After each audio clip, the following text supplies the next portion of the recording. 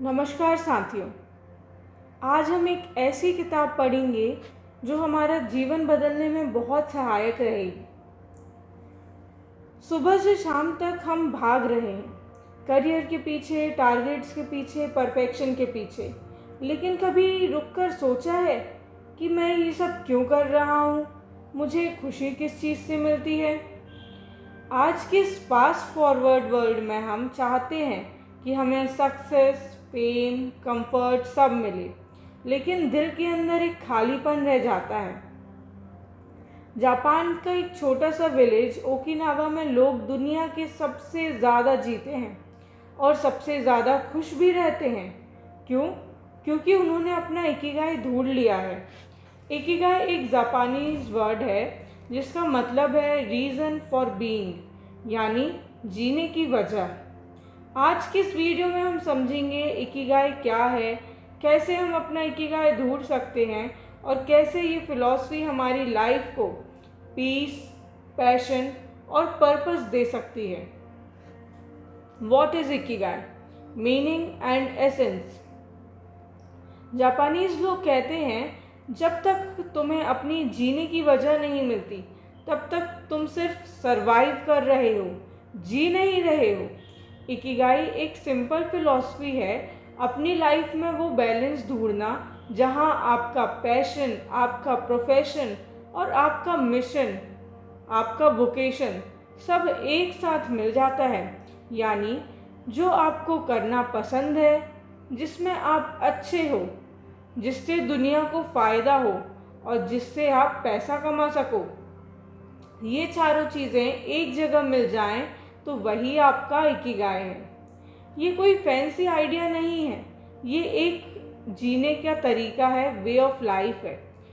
Japan के Okinawa में लोग 100 से 90 साल तक जीते हैं और फिर भी एक्टिव रहते हैं। Gardening, teaching, art, singing, smiling सब करते हैं। उनके चेहरे पे एक सेटिस्फैक्शन भी होता है जो पैसा कभी भी नहीं दे सकता। The secret of Okinawa, the land of long live. Okinawa एक छोटा सा आइलैंड है जापान में, जहाँ दुनिया के सबसे ज़्यादा सैनिटेरियंस, मतलब 100 साल से ज़्यादा जीने वाले लोग मिलते हैं। लेकिन उनकी कोई ख़ास बात लॉन्गेटिविटी नहीं है, उनके जीने का अंदाज है। वहाँ लोग अपनी डेली लाइफ में सिंपल हैबिट्स फॉलो करते हैं, जैसे कि सुबह जल्दी उठना, अपनी बॉडी को एक्टिव रखना, हेल्दी खाना, अपने दोस्तों के साथ टाइम बिताना और सबसे इम्पॉर्टेंट अपना इकिगाई जीना।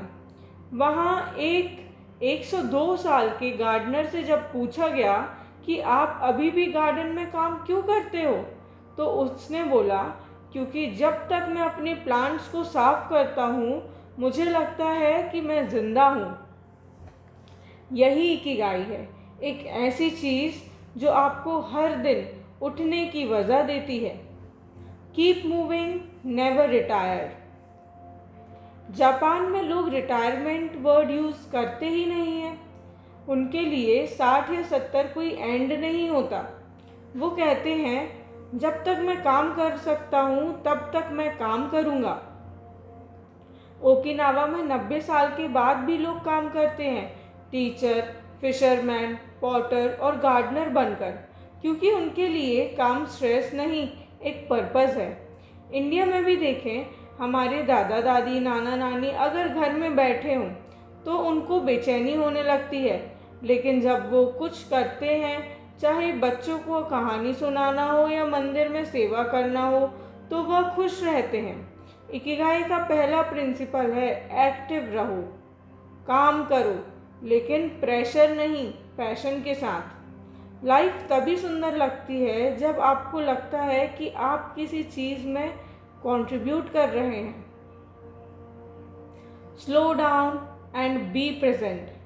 हम सबकी लाइफ एक रेस बन गई है, कैलेंडर फुल है, माइंड भी फुल है, लेकिन पीस, शांति ज़ीरो है।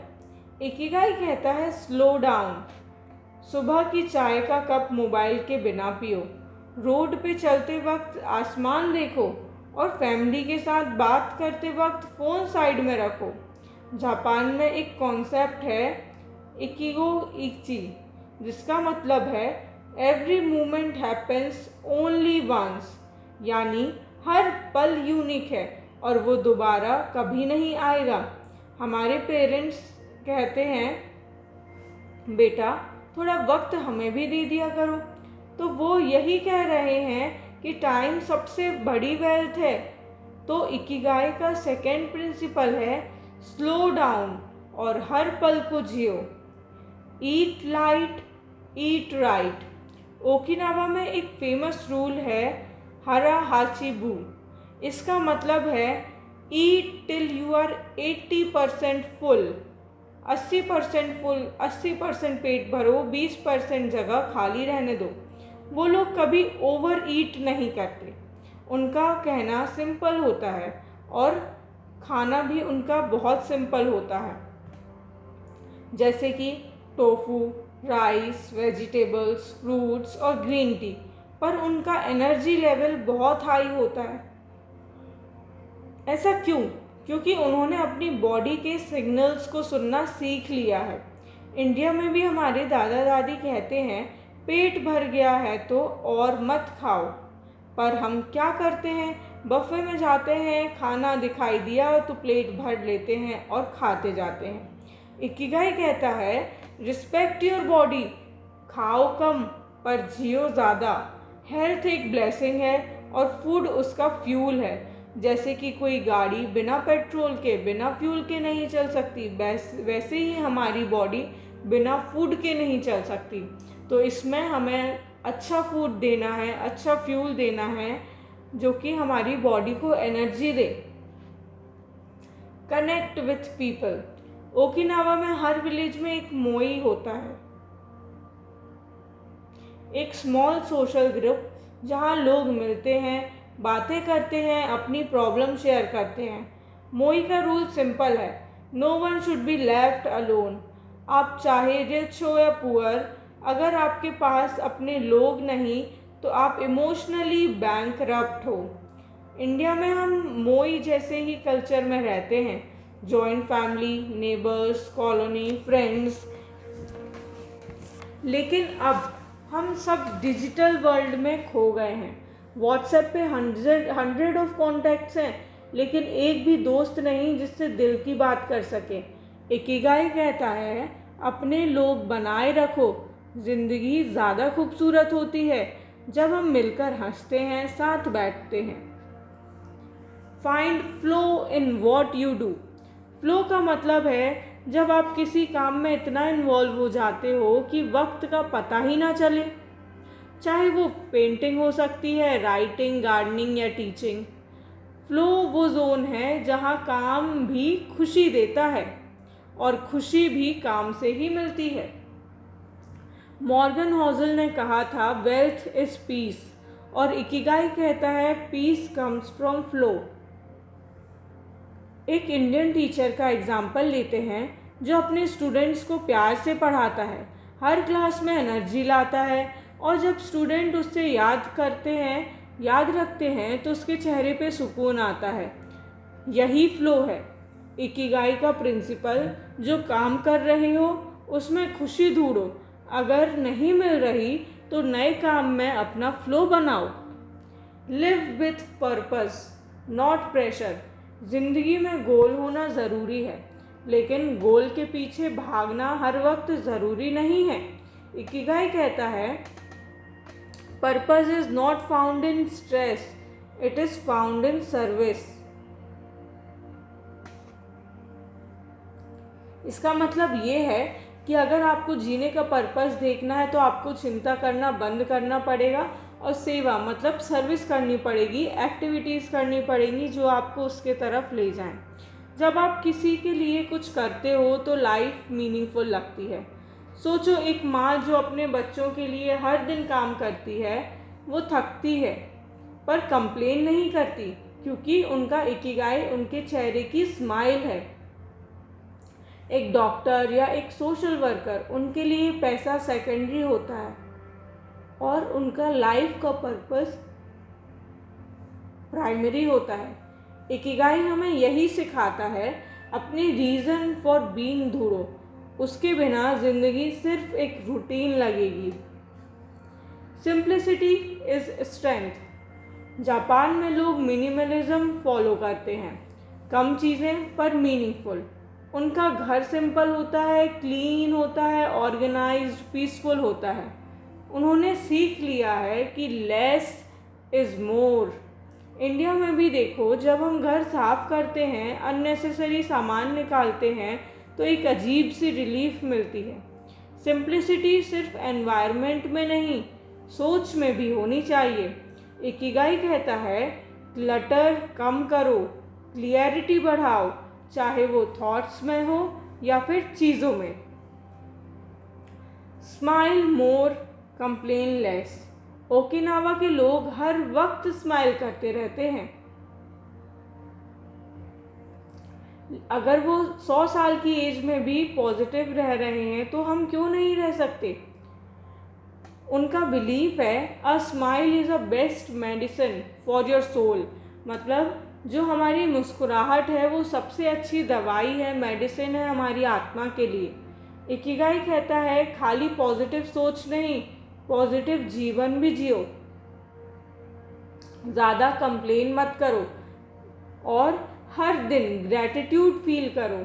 हर लोगों के ऊपर, किसी भी चीज़ के ऊपर कृतज्ञता का भाव बहुत ज़रूरी है। सोच के देखो, जब आप दिन के एंड में थक कर उन चीज़ों को आपको मुस्कुरा के धन्यवाद करते हो जो आपके पास हैं, तो आपका मूड ऑटोमेटिकली बेटर हो जाता है। इंडिया में हम कहते हैं, जो है वही सबसे बड़ा वरदान है, बस उसी में सुकून छुपा है। अगला चैप्टर है नेवर स्टॉप लर्निंग। ओकिनावा के लोग हमेशा कुछ नया सीखते रहते हैं। Calligraphy, painting, cooking, singing. उनका बिलीफ है, माइंड एक्टिव है तो एज मैटर नहीं करती। अगर 90 साल के पॉटर ने कहा एक बार कि मैं हर दिन सीखता हूँ, इसलिए मैं हर दिन ज़िंदा महसूस करता हूँ। लर्निंग की, सीखने की कोई एज नहीं होती, क्यूरोसिटी से चालू होता है। इकिगाई कहता है, सीखना बंद कर दिया तो जीना बंद कर दिया। चाहे नई लैंग्वेज हो, कोई नई रेसिपी हो या कोई आर्ट फॉर्म हो, सीखते रहो। ज़िंदगी बोरिंग नहीं होगी, ब्यूटीफुल लगने लगेगी। अगला चैप्टर है हमारा live with harmony, body, mind and soul. Okinawa के लोग बिलीव करते हैं कि अगर बॉडी, माइंड और सोल बैलेंस्ड है तो आपको हैप्पीनेस मिलती रहेगी। वो मेडिटेशन करते हैं, नेचर में वॉक लेते हैं और ग्रेटिट्यूड एक्सप्रेस करते हैं टुवर्ड्स पीपल, टुवर्ड्स नेचर। हमारा इंडियन कल्चर भी यही है। योगा, ध्यान, प्रार्थना, इन सब का मकसद एक ही है और वह मकसद है इनर पीस। इकिगाई कहता है कि अगर हेल्दी बॉडी और हमारा काम माइंड होता है तो हमारी ज़िंदगी में खुशियाँ आती हैं। और जब आप पीस में होते हो तो दुनिया के स्ट्रेस आपको हिला नहीं सकता। तो ज़िंदगी में हर किसी का इकिगाई अलग होता है, किसी का पेंटिंग में, किसी का म्यूज़िक में।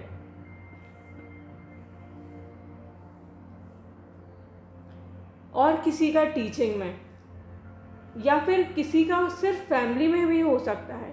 इकिगाई कोई परफेक्ट डेस्टिनेशन नहीं है, वो एक जर्नी है, एक कंटिन्यूस प्रोसेस है जहां आप अपनी खुशी, अपना पर्पस ढूंढते रहते हो। मॉर्गन हॉसल ने कहा है कि money gives control over time, लेकिन इकिगाई कहता है purpose gives control over life. सोच के देखो, अगर हर सुबह आप उठकर ये महसूस करो कि आज कुछ नया मीनिंगफुल काम करना है, तो लाइफ कितनी सुंदर लगेगी। तो दोस्तों, रुक जाओ थोड़ा, अपने दिल से पूछो कि मेरा इकिगाई क्या है। क्या चीज़ मुझे ज़िंदा महसूस कराती है? जब तुम्हें इसका जवाब मिल जाए, समझ लो तुमने ज़िंदगी को समझ लिया है।